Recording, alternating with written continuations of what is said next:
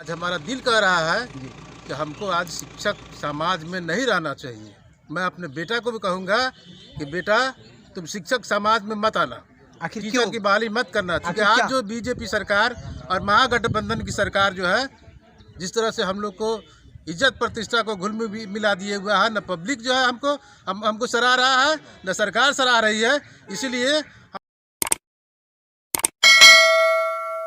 नमस्कार, आप देख रहे हैं विंसम इंडिया और अभी मैं लौंगा ग्राम में उपस्थित हूं, जहां जन सुराज अभियान के तहत प्रशांत किशोर जी के शरीक में ये अभियान चला और यहां पर सारण जिला के सभी शिक्षक उपस्थित हुए हैं। और आफाक अहमद जी के पक्ष में एमएलसी का जो चुनाव होने वाला है, इसमें आफाक अहमद जी आए हुए थे और आफाक अहमद जी के पक्ष में सभी लोग उपस्थित हुए थे और उनके लिए जो भी सारण शिक्षक संघ से एमएलसी का चुनाव लड़ रहे हैं, उनके पक्ष में और विपक्ष में सभी लोग हैं। तो आज मैं चर्चा करूंगा, कुछ शिक्षक मेरे साथ में हैं, इनसे पूछने का प्रयास करूंगा, जानकारी हासिल करने का प्रयास करूंगा आखिर आफाक अहमद जी के पक्ष में इन लोगों का विचार क्या है। सर, आपका स्वागत है। सर, एक मिनट, आप ये बताइए कि अभी आफाक अहमद जी का सम्मेलन चल रहा था, इसमें आप सभी लोग आए हुए थे, तो आफाक अहमद जी के पक्ष में आप लोग क्या सोच रहे हैं? इनके पक्ष में इसलिए सोच रहे हैं जी कि शिक्षक जो है सदियों से ठगा जा रहा है जी, और अभी भी ठगने का प्रयास हो रहा है। तो हम लोगों ने अहमद जी में एक उम्मीद देखे हैं और हम लोग यह समझ रहे हैं कि हम लोगों के हक हकूक़ और वजूद की लड़ाई यह आदमी लड़ सकता है। और प्रशांत किशोर जी क्योंकि इस बिहार ही नहीं देश के एक भविष्य हैं और उन्होंने बहुत सोच समझकर आफाक अहमद जी को कैंडिडेट बनाया है और आफाक अहमद जी में हम काफ़ी उम्मीद दिख रहे हैं। हम समझ रहे हैं कि वे हमारे कसौटी पर खड़ा उतरेंगे, सारे शिक्षकों की कसौटी पर खड़ा उतरेंगे, शिक्षकों के मान सम्मान के लिए वे लड़ाई लड़ेंगे। इसलिए उनके पक्ष में हम लोग सभी शिक्षक खड़े हैं। तो आप ये बताइए कि अभी वो निर्दलीय चुनाव लड़ रहे हैं, चूँकि महागठबंधन की तरफ से भी कोई उम्मीदवार है, एनडीए की तरफ से भी कोई उम्मीदवार है और ये निर्दलीय है, तो आपको क्या उम्मीद लग रहा है कि निर्दलीय लड़कर के चुनाव जीत पाएंगे? निश्चित जीत पाएंगे, क्योंकि हम लोगों का सभी शिक्षकों का इनके साथ समर्थन है, सभी लोग इनके पक्ष में हैं, तो निश्चित जीतेंगे। हम पूरी आशा करते हैं, उम्मीद करते हैं और हमारे सारे शिक्षक इस मुद्दा पर गोलबंद हो गए हैं, क्योंकि उन्हीं के पक्ष में हम लोगों को जाना है। खास करके अपने बिहार की मानसिकता है कि जातीयता, जाति पर लोग वोट ज़्यादा देते हैं, तो अब इस पर आप क्या विचार बना रहे हैं? क्योंकि यहाँ जात पात काम नहीं करेगा, सभी लोग जात पात से ऊपर उठकर, विचारधारा से ऊपर उठकर सब लोगों ने यह सोचा है कि यही शख्स बिहार में शिक्षा जगत में प्रेम की गंगा, प्यार का सागर और मिल्लत की दरिया प्रवाहित कर सकता है। इसलिए इनके पक्ष में हम लोग खड़ा हुए। आप कह रहे हैं ठीक है, परंतु ये जो मानसिकता है कि जाति की वजह से बिहार में जातीयता है और इसको कोई इग्नोर नहीं कर सकता है। कहने के लिए सब लोग कहते हैं कि जात पात से ऊपर उठ करके हमारी सोच होनी चाहिए, परंतु सब लोग उस समय जाते हैं तो जाति उनको इंडिकेट करता है। तो कहीं ना कहीं महागठबंधन की तरफ से कुछ लोग जुड़े हुए हैं, एनडीए की तरफ से कुछ लोग जुड़े हुए हैं, तो उनके तरफ जिनका विचार है उस वोटर को आप कैसे कंट्रोल कीजिएगा, कैसे समझाइएगा? उस वोटर को हम लोग समझाएंगे कि चूंकि यह शिक्षित वर्ग का चुनाव है, क्योंकि लेमैन का चुनाव नहीं है और हम लोगों का भविष्य जो है इनके साथ जुड़ा हुआ है, चुनाव से जुड़ा हुआ है। तो उन लोगों को हम लोग कन्विंस करेंगे कि आप लोग सही उम्मीदवार का चयन कीजिए। जब तक सही उम्मीदवार का चयन नहीं होगा तब तक हम लोग इसी तरह मारे मारे फिरेंगे, हम लोगों का दुख दूर होने वाला नहीं है। इसलिए सबों को कन्विंस कर जैसे भी हो, प्रेम में मोहब्बत से, क्योंकि प्रेम में मोहब्बत से जीत हासिल हो सकती है। तो प्रेम मोहब्बत से हम लोग सबको अपने पक्ष में करके इनके पक्ष में अपना बहुमूल्य वोट देंगे। जैसा कि आप देख रहे थे, सर जी बता रहे हैं कि हम कैसे भी प्रेम मोहब्बत करके उनसे बात करके उनको कन्विंस करके उनको समझाने का प्रयास करेंगे कि आप आफाक अहमद जी के साथ में रहिएगा, तो हम शिक्षकों की जो होगी वो भलाई होगी। और शिक्षक हैं, उनसे मैं जानकारी हासिल करने का प्रयास करता हूँ। सर, आपका स्वागत है। धन्यवाद। सर, आप ये बताइए कहाँ से हैं सर? आप पूर्वी चंपारण। आपका शुभ नाम क्या पड़ेगा सर? रामकिशोर सिंह। रामकिशोर सिंह, आप शिक्षक हैं और अभी आफाक अहमद जी का सम्मेलन चल रहा था, इसमें मीटिंग में सभी शिक्षक आए थे सारण जिला के, तो अब आफाक अहमद जी के पक्ष में आप क्या सोच रहे हैं? आफाक अहमद जी के पक्ष में तो हम लोग आए हैं। पक्ष में आए हैं। हैं। आखिर क्यों पक्ष में आए? उनकी मेंटालिटी, उनकी एक्टिविटी क्या आपको आकर्षित कर रही है जिस वजह से आप आए हैं? उनकी मेंटलिटी है, एक स्वच्छ छवि के आदमी है, ईमानदार आदमी है, अच्छा, समाज सेवी हैं जी, समाज में सभी वर्ग के सभी शिक्षकों के साथ देते हैं जी, सभी के सुख दुख में दौड़ते हैं जी, और हमेशा हम प्रयत्नशील रहते हैं। प्रयत्नशील होते हैं। आगे आपको उम्मीद है कि मतलब वो चुनाव जीतने के बाद भी आपके साथ रहेंगे?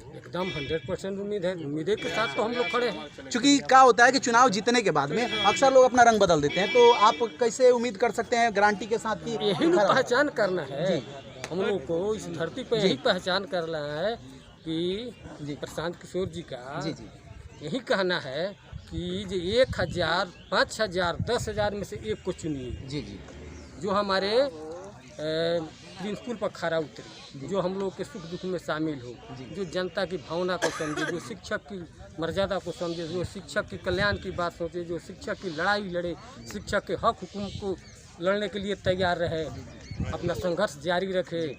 और ऐसे व्यक्ति को मत चुनिए कि जो हाँ कल से जीतने के बाद अपने सुख सुविधा में भूल जाए, पार्टी पॉलिटिक्स में भूल जाए, जाकर कहे कि वहाँ हम राजद हैं तो हम वहाँ कहे कि हम भारतीय जनता पार्टी हैं तो हम क्या करें, पार्टी का ऊपर से दबाव है, तो ऐसे व्यक्ति को हम लोग नहीं चुन रहे हैं। इसको तो मैं आपसे पूछूंगा कि जो आपके समुदाय के हैं, समुदाय मतलब जाति मत समझिएगा, हाँ, शिक्षक हाँ, तो शिक्षक लोग हैं, विभिन्न जाति से हैं, तो उनको आप कैसे कन्विंस कीजिएगा, कैसे समझाने का प्रयास कीजिएगा उनको? सभी इंटेलेक्चुअल वर्ग है, उनको ज़्यादा समझाने की क्या जरूरत है, थोड़ा सा इशारा काफ़ी है।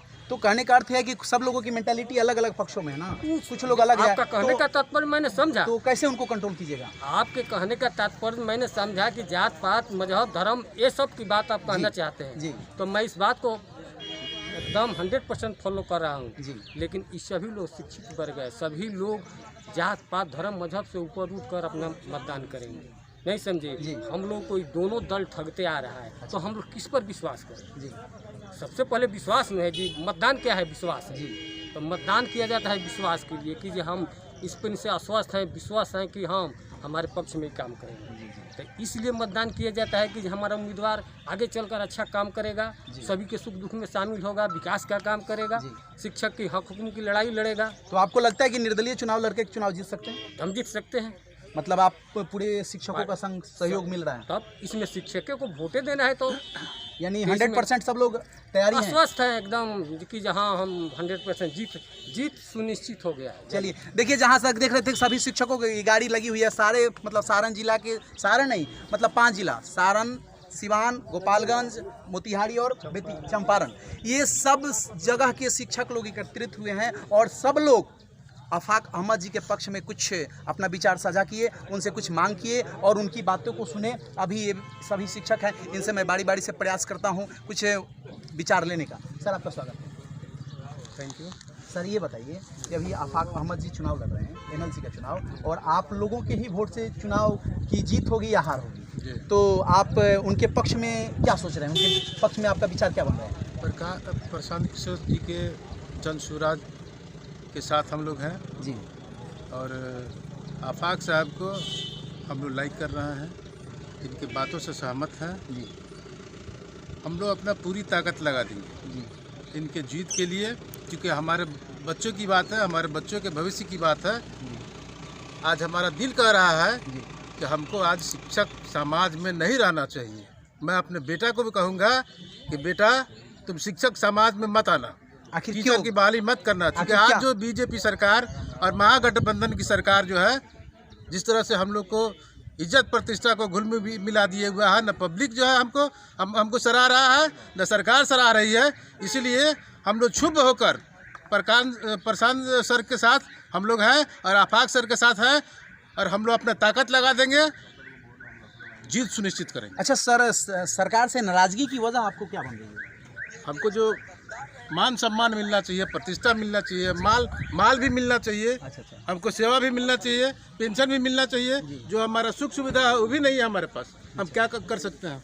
तो कहीं ना कहीं तो आप लोगों को शैक्षणिक कार्य के अलावा गैर शैक्षणिक कार्य में इन्वॉल्व किया जाता है। आपको पढ़ाने के अलावा ये जनसंख्या जनगणना करना है, पशु का जनगणना, आदमी की जनगणना, घर की जनगणना, यानी आमदनी की अनेकों काम में आपको इन्वॉल्व किया जाएगा, परंतु पढ़ाने के काम में इन्वॉल्व नहीं किया जाता। तो हमको सिर्फ पढ़ाने का काम हमको दिया गया है, लेकिन सरकार अन्य सारी काम जवाबदेही, पैखाना देखना है कि कहाँ अति कर रहा है, लोग रोड पे कहाँ कर रहा है, दारू कौन ढो रहा है उसको पकड़ना है, सारा मतलब जितना है जानवर वगैरह सब गिनना है, सारा हमको दिया जा रहा है। अच्छा बताइए, लेकिन जो हमारा काम है पढ़ने पढ़ाने का काम है वो सब नहीं दिया जा रहा है। MDM बनाने का काम हमको दिया जा रहा है।